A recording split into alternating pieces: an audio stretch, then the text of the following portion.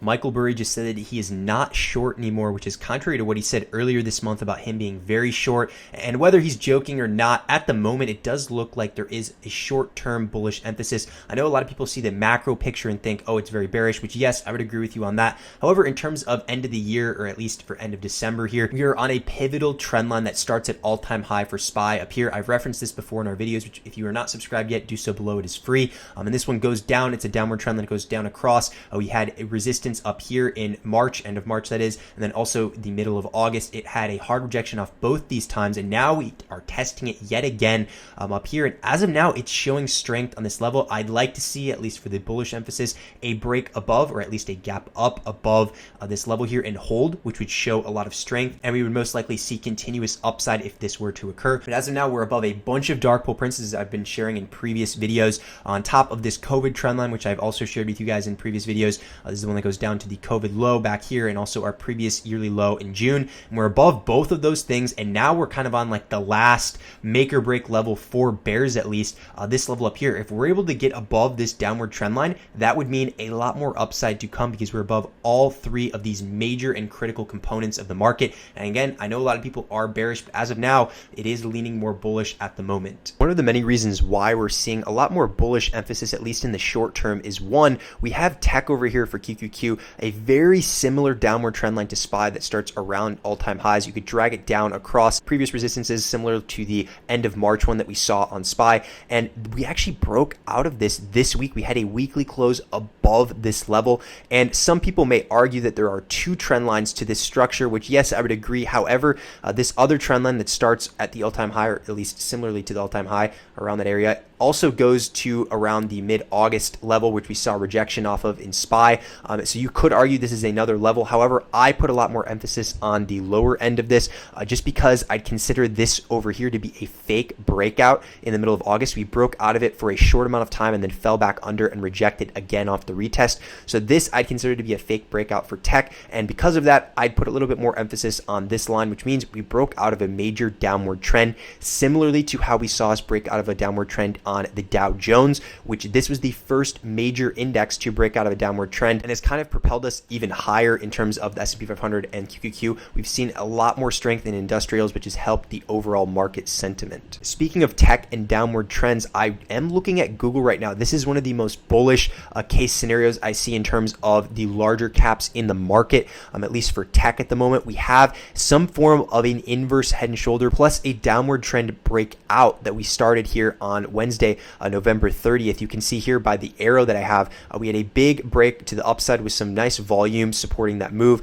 and then now we're consolidating above. But right now, this here is an inverse head and shoulder. We have the left shoulder right here, we have the bottom for the head, and then also the right shoulder, which characteristically is a bullish pattern. And on top of that, we broke above this downward trend line. So as long as we stay above this downward trend line, it can definitely see the legs to further upside at the moment, especially considering how beaten down Google has been throughout this entire year. Speaking of inverse head and shoulders, we actually have another inverse head and shoulders for the short-term chart on Tesla, and this one has been beaten down like crazy for the past month to 2 months actually, since we were up here. It was literally around 300 not that long ago, only about like 2 months ago, and now is sitting under 200. But at the moment, in the short term, this is a bullish setup. We have an inverse head and shoulders here. We have the left shoulder, the head, and then also the right shoulder, and then also similarly to Google and a lot of other large cap tech stocks, we have a downward trend line that broke to the upside on Wednesday. Again, a lot of the sentiment in terms of retail is pretty bearish at the moment. However, a lot of things under the radar in terms of tech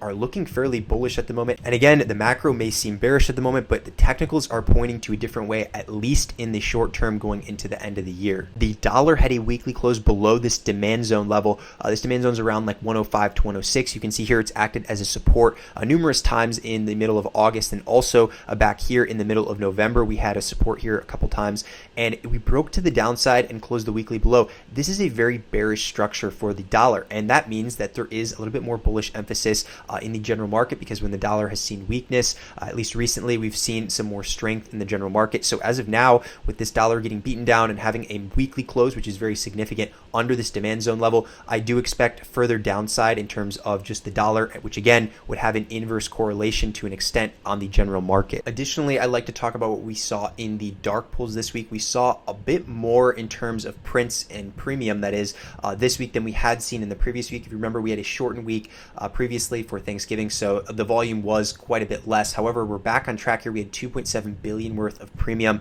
at the 407.38 level, so this is a pretty high level around where that high of this leg has been so far, so this is important to note, 2.7 billion. However, the one that I'm the most interested in is the one that we saw on Wednesday here, November 30th, and you can see it was 6.1 billion in premium. That is very, very rare to see a print over 5 billion, let alone 6 billion. And this happened at 395.45. So if we go over to the chart here and go over to the 15-minute chart to get a closer glimpse of SPY, it was at roughly 395.45, as you can see marked on this chart, which happened right before we had the major rally upward that we saw after Powell started to talk back here on Wednesday. So this is near lows and is most definitely, it seems at the moment, a buy. And as of now, it looks like we have some form of a bull flag pattern. We have the pole up here, and then also we have the flag kind of forming for some potential upside if we are able to get back above that yellow line that I just shared with you guys earlier in the video, because this is a very crucial line. If you remember, it's had a hard time 3 times so far. We had a rejection up here after it wasn't able to hold the gap up, and then we had another rejection here intraday, and now we've had 3 rejections. So if it's able to gap up and hold above, that'd be very bullish. But you still have to remember, it is a resistance, and a hard one at that, because you can see back here on the daily, like I showed you earlier, we've had 2 very substantial rejections off this level. So we will see what happens this week. I'm personally very interested to see if bulls can get this above. And something that I noticed from this week was, if you look at the historical flow tab here on Cheddar Flow and filter for 1 million and over in terms of premium, you'll see that we had a 50-50 in terms of call flow to put flow. Remember, I've been referencing how we've seen more and more call flow each week, and this is the most call flow we've seen in terms of the variables that I just mentioned here in, I don't even know how long. We saw like 90 something percent put flow in August and September, characteristically each week. So seeing 50-50 is pretty incredible, and also that can alleviate a lot of stress on potential downside. We saw some pretty large call prints happen right before we had that big run up and during that run up, and they were targeting the 408 strike price, which ended up hitting. So these whales are certainly very happy with this trade. As you can see, if we go up here, we also had a 415 strike for 1.1 million in premium, which this one also is a very rare print, especially because it was above the ask, as you can see here in order details.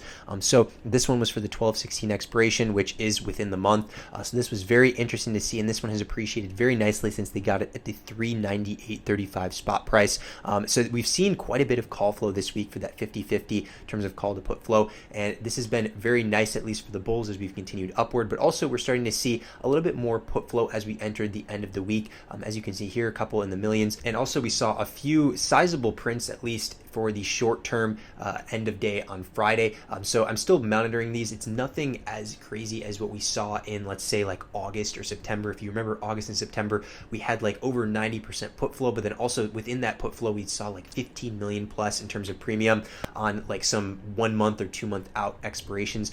So it's nothing quite the same in terms of that, but I'm still monitoring it because we are seeing some prints. It's just a lot less than we had seen previously. And if you remember previously, we had some substantial drops in terms of stock price because of that.